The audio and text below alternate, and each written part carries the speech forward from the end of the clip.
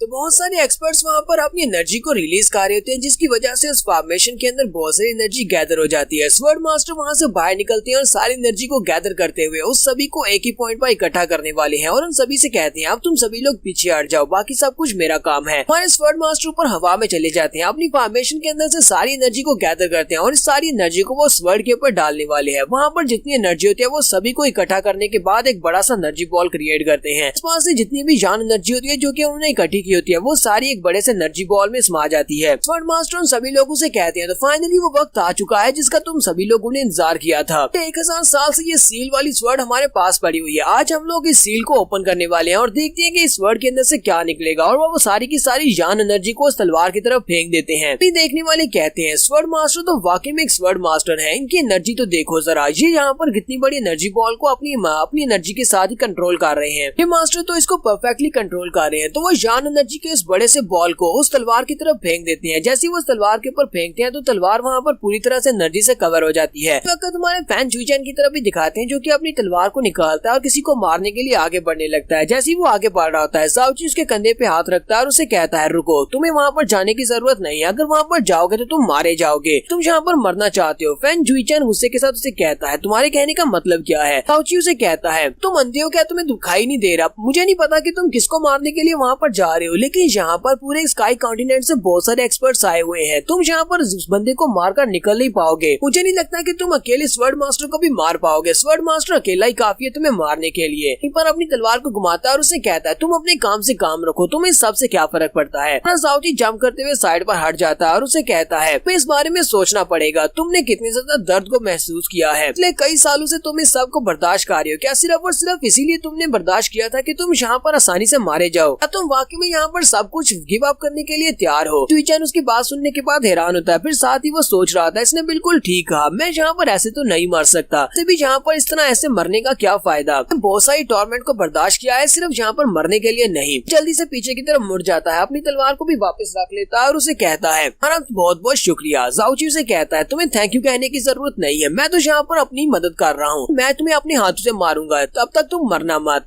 जुईचैन उसे कहता है ठीक है, तुम भी इस बात को याद रखना, मेरे से पहले तुम भी मत मरना क्योंकि मैं भी तुम्हें अपने हाथों से मारना चाहता हूँ। जुईचैन वहाँ से वापस चला जाता है। मास्टर ने अपनी सारी जान एनर्जी की एनर्जी बॉल को क्रिएट करने के बाद उस तलवार के ऊपर उसे फेंका था, जिसकी वजह से वो पावर इतनी ज्यादा होती है कि वो तलवार के ऊपर लगी हुई सील को अनलॉक कर देते हैं। इस तलवार के ऊपर लगी हुई सील के अनलॉक होने के बाद ये सभी मास्टर जल्दी से जंप करते हुए वहाँ पर चले जाते हैं। चारों बड़ी होली लैंड्स के चारों पावरफुल मास्टर यानी पैट्रियार्च वहाँ पर पहुँच जाते हैं। मास्टर लोगों से कहते हैं अब जबकि हम सभी लोगों ने यहाँ पर इस सील को मिलकर तोड़ा है, तो यहाँ पर मैं इस फेयरनेस को दिखाने के लिए चारों होली मास्टर से कहता हूँ कि हम सभी लोग मिलकर इसके अंदर जो भी मिस्ट्रीज है उन सबको देखेंगे। तो सभी लोग मिलकर आगे बढ़ते हैं। तभी भी उसे कहते हैं स्वर्ड मास्टर तुम तो वाकई में बहुत ज्यादा जेनरस हो, चलो फिर ठीक है हम सभी लोग मिलकर आगे बढ़ते हैं। लोग मिलकर आगे बढ़ते हैं और उस तलवार के ऊपर अपना अपना हाथ रखते हैं। उस तलवार के ऊपर हाथ रखने से वो लोग डिवाइन राम में जा सकते हैं या फिर उसकी मिस्ट्रीज को देख सकते हैं जो भी यहाँ पर होने वाला है। बाकी के सभी लोग भी ये देखने के लिए बहुत ज्यादा उतावले होते जा रहे होते हैं। वो सभी लोग देख रहे होते हैं और काफी ज्यादा एक्साइटेड भी होते हैं कि अब इस तलवार के अंदर से क्या निकलने वाला है। लोगों ने कहा था कि यहाँ पर डिवाइन राम के सीक्रेट्स निकलेंगे या फिर कुछ मिस्ट्रीज निकलेंगी। लोग सोच रहे होते हैं पता नहीं अब इसके अंदर से क्या निकलने वाला है, चलो जल्दी करो और जल्दी से हमें दिखाओ, शायद इसके अंदर से जो डिवाइन ट्रेजर्स मिलेंगे उनमें से कुछ आधा हिस्सा हमें भी मिलेगा। बर्ड मास्टर के अलावा तीनों मास्टर्स जब उसके ऊपर हाथ रखते हैं तो मुझे देखकर बहुत ज्यादा हैरान होते हैं क्योंकि उसके अंदर से कुछ भी नहीं निकलता। स्वर्ड मास्टर उनसे कहते हैं कि तुम लोगों को भी महसूस हुआ है कि यहाँ पर इसके अंदर कुछ भी नहीं है।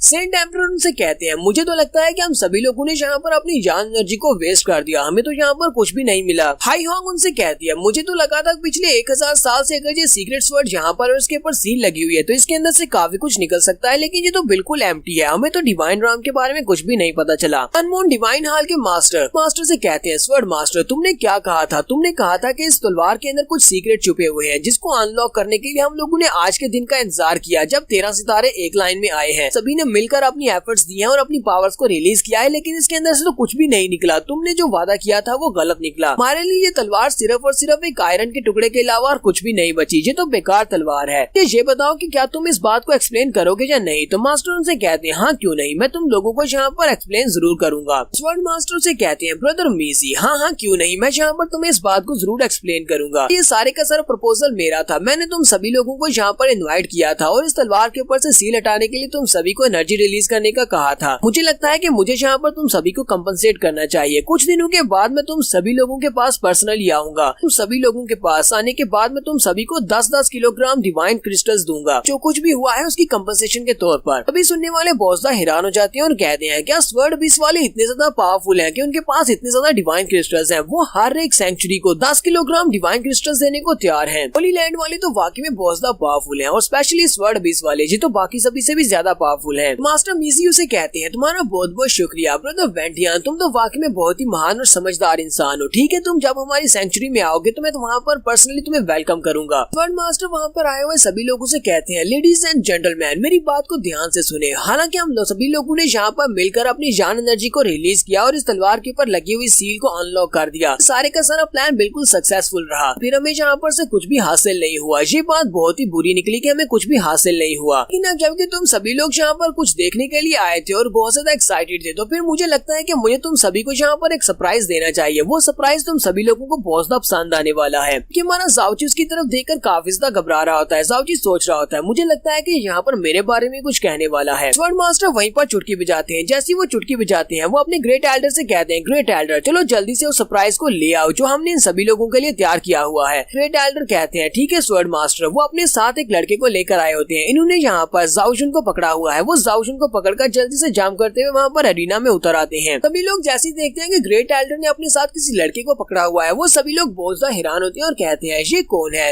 लड़की कह रही होती है ये सरप्राइज तो बहुत ज्यादा खूबसूरत और हैंडसम है, मुझे ये सरप्राइज बहुत ज्यादा पसंद आया। जबकि तीसरा बंदा कहता हम लोग इसको नहीं जानते ये कौन है। ग्रेट एल्डर वहाँ पर उतरते हैं, उन सभी को ग्रीट करते हैं और कहते हैं तो तुम सभी लोगों को मैं ग्रीट करता हूँ। एम्परर कहते हैं जान जान वेंटियान मुझे ये बताओ कि ये लड़का कौन है, तुम इसे यहाँ पर क्यों लेकर आए हो। हियांग भी इसे कहती है क्या इस लड़के को तुम यहाँ पर सरप्राइज बनाकर लेकर आए हो, ये लड़का कौन है, तुम इसे सरप्राइज क्यों कह रहे हो। क्योंकि मास्टर मीजी भी उसे कहते हैं ये तो सिर्फ एक एम्परर परफॉर्म ग्राउंड का एक्सपर्ट है, हम सभी लोगों के लिए एक सरप्राइज की बात कैसे हो सकती है, साफ साफ बताओ कहना क्या चाहते हो। स्वर्ड मास्टर उन सभी लोगों से कहते हैं जरा सब्र करो, तुम सभी लोगों को एक बहुत बड़ा झटका लगने वाला है, चलो देखते हैं कि तुम्हें झटका लगता है या नहीं। तो जल्दी से आगे बढ़ते हैं और हमारे जाओजुन के चेहरे के ऊपर से उसकी हुडी को हटाते हैं और कहते हैं चलो इन सभी लोगों को अपना रियल चेहरा दिखाओ, तुम इल्यूशनरी डीमन राम के डीमन। वो यहाँ पर इल्यूशनरी डीमन राम का डीमन कहते हैं और उसके सर के ऊपर से कपड़ा हटाते हैं। तो वहाँ पर सभी लोग बहुत ज्यादा हैरान होते हैं। जाओची और जुनबा तो काफी ज्यादा हैरान होते हैं। जुएर भी काफी ज्यादा घबरा जाती है और कहती है ये तो हमारा जाओजुन है, इन्होंने जाओजुन को कैसे पकड़ लिया। तो स्वर्ड मास्टर सभी लोगों से कहते हैं तुम सभी लोगों ने इस लड़के के बारे में तो सुना होगा, इस लड़के का नाम जाओजुन है और इसका जुन फैमिली के यंग मास्टर जुन के साथ बहुत ही गहरा ताल्लुक है। लोग यंग मास्टर जुन को तो जानते ही हैं क्योंकि इस वक्त फ्रोजन क्लाउड इमॉर्टल पैलेस का किंग भी है। लेकिन ये बात इतनी ज्यादा सिंपल नहीं है। मैं यहाँ पर तुम दोनों को इनके रिलेशनशिप के बारे में कुछ और भी बताता हूँ। साथ ही वो ताली बजाते हैं और कहते हैं एल्डर जल्दी से यहाँ पर आ जाओ। तो एक और एल्डर वहाँ पर जल्दी से जंप करते हुए आ जाते हैं। सभी देखने वाले कहते हैं ये तो दुनिया के नंबर 1 पॉइजन एक्सपर्ट हैं, स्वर्ड अबिस के ये मास्टर हैं, ये यहाँ पर क्या कर रहे हैं। वो मास्टर वहाँ पर नीचे उतरने के बाद सभी लोगों से कहते हैं मैं यहाँ पर अपने बनाए हुए एक स्पेशल पॉइजन को यूज करूंगा जो कि इस लड़के की सोल के ऊपर जाकर कंट्रोल करेगा। सोल को कंट्रोल करने के बाद हम लोग इससे जो कुछ भी पूछेंगे ये सच सच उसका जवाब देगा। स्वर्ड मास्टर अपने एल्डर से कहते हैं ठीक है चलो जल्दी से इसके ऊपर पॉइजन को अप्लाई करो, फिर हम लोग इससे सवाल पूछेंगे। तो वो एल्डर जल्दी से आगे बढ़ते हैं और अपनी सोल टेक्निक को यूज करते हुए अपने प्योर पॉइजन को हमारे जाओजुन की बॉडी के अंदर इंसर्ट करते हैं। जैसे ही वो जाओजुन की बॉडी के अंदर उस पॉइजन को इंसर्ट करते हैं, जाओजुन को एक बहुत बड़ा झटका लगता है और उसकी बॉडी के अंदर उसकी सोल के ऊपर वो पॉइजन कंट्रोल कर रहा था, जिससे वो एक जोरदार चीख मारता है। जिया जुनबा भी वहाँ पर चिल्ला उठता है और जाओची को भी काफी ज्यादा गुस्सा आ रहा होता है। जिया जुनबा जैसे उसको बचाने के लिए आगे बढ़ने लगता है वो कहता है मुझे जाकर उसको बचाना होगा। हिमालय स्वर्ड अबिस वाले बहुत बड़े कमीने हैं जो उसके साथ बुरा कार्य है, मैं वहाँ पर जा रहा हूँ उसको बचाने के लिए। जाओची से कहता है जुनबा यहीं पर रुको, तुम्हें वहाँ पर जाने की जरूरत नहीं है। वो उसे कहता है लेकिन जीजाजी हमें उसे बचाने के लिए जाना पड़ेगा, वो आपका भाई है। जाओची उसे कहता है मेरी बात को ध्यान से सुनो, अब तुम्हें मुझसे दूर रहना होगा, मैं चाहता हूँ कि तुम मुझसे जितना दूर रह सको उतना काफी है। यहाँ पर कुछ भी हो जाए तुम्हें मेरे साथ मेरी मदद करने के लिए नहीं आना। वो उसे कहता है लेकिन मास्टर ऐसा क्यों, मैं छोड़कर बिल्कुल भी नहीं जा सकता, तुम्हें पता है कि तुम मेरे जीजाजी हो और मैं अपने जीजाजी को मुश्किल में छोड़कर नहीं जाऊंगा। जाओची जुनबा से कहता है जुनबा मेरी बात को समझने की कोशिश करो, तुम इस वक्त मुझसे जितना ज्यादा दूर रहोगे तुम्हारे लिए उतना ज्यादा सेफ रहेगा और मेरे लिए भी सेफ रहेगा। दूर रहने में तुम मेरा ही भला कर रहे हो। मुझे पता है कि मैं इल्यूशनरी डीमन राम में रहकर वापस आया हूँ। अगर जानटियान वेंटियान तुमसे पूछता है यानी स्वर्ड मास्टर तुमसे मेरी रियल आइडेंटिटी के बारे में पूछता है, तुम उसे कहना कि तुम्हें इस बारे में नहीं पता था। जुनबा उसे कहता है लेकिन जीजाजी मुझे तुम्हारा साथ देना है।